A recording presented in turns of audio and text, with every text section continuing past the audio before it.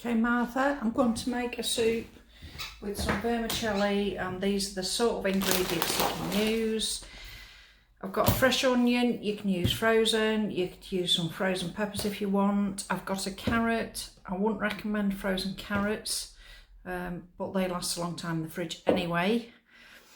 I'm going to put a few mushrooms in it. Frozen mushrooms are good for this as well because you're going to be cooking them. Stock cube, vermicelli. Did I say vermicelli? Vermicelli. And I gave you some of this stuff because it's quite good for making sure you've got all the vitamins and minerals you need. Okay. I'm going to show you how to chop an onion,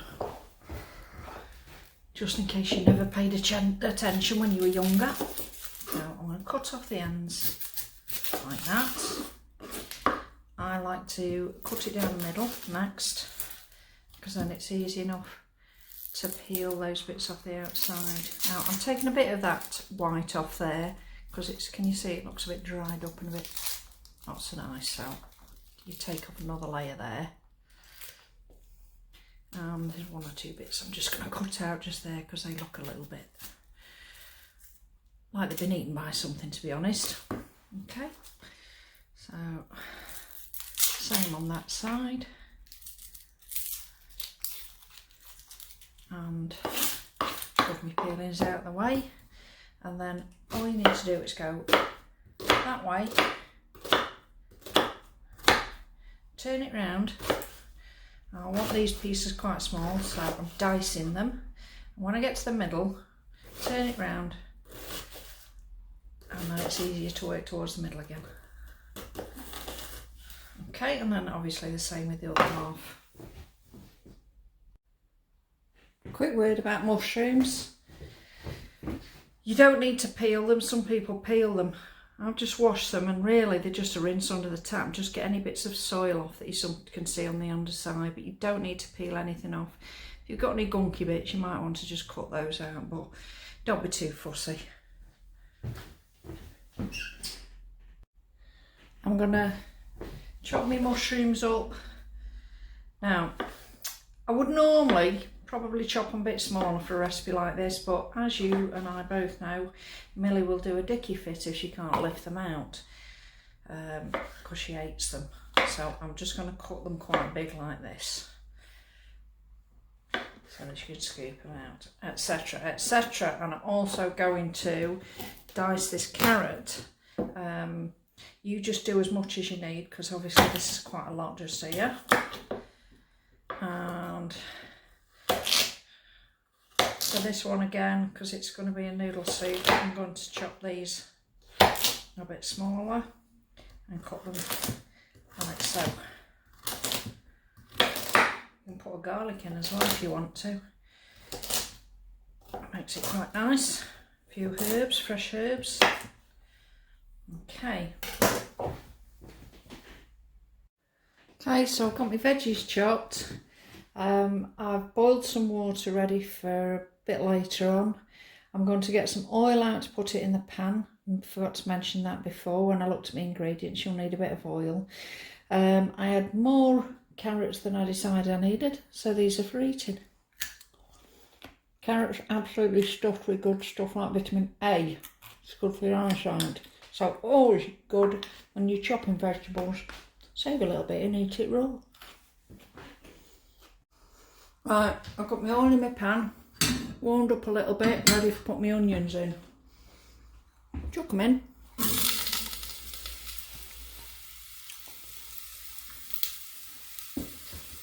Sizzling quite nicely there. Give them a stir.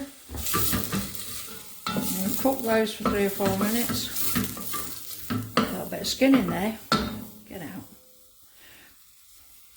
So, about 3 or 4 minutes, because you don't want these going brown. Then I'm going to put in my carrots, and then lastly my mushrooms. Now we're not cooking them through while we're frying them. We're just sort of helping to give them a bit more flavour and get rid of some of the liquid in the vegetables, so you know, you don't have to cook them for too long.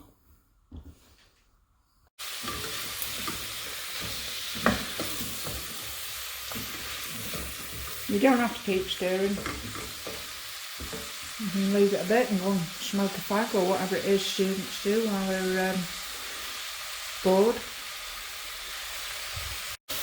So I gave you a mix of basil, oregano and thyme, which is like a good basic mix if you want to put some herbs in, give it a little bit more flavour. So this is supposed to be slightly Italian inspired maybe, so I'm just going to put in a bit of basil and thyme. I don't want to overpower it with the herbs, so I'm just going to put a little bit of each in. The vegetables are starting to smell really nice. Now we don't want to be careful with those herbs in, because you don't want them to be burning, so you shouldn't have a problem if it's a bit liquidy at the bottom. If I stir this, I can see there's still plenty of liquid coming out of those vegetables. I'm going to chuck in the stock cube.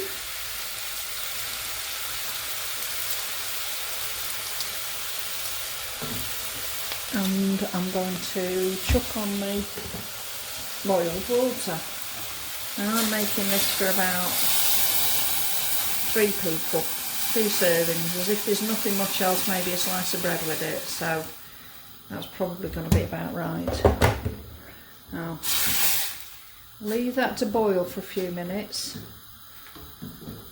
Don't need long, because remember those carrots should be cooked through already, but so, you know, just 3-4 minutes to just cook it through when it's boiling. And then we're ready to put in the vermicelli.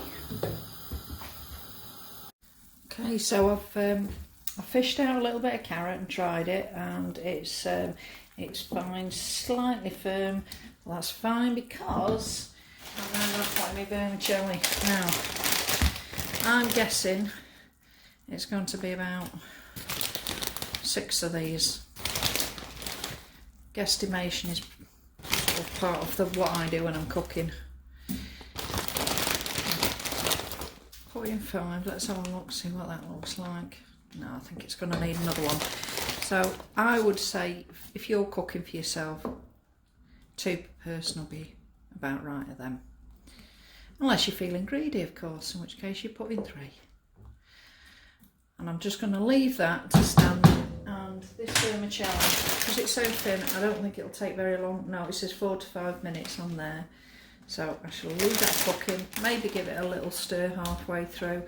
But that should be pretty much done. There's one thing left to still do, and that is to put this Engevita in. Now, it doesn't add lots of flavour, it's yeast flakes, so it makes it a little bit more savoury.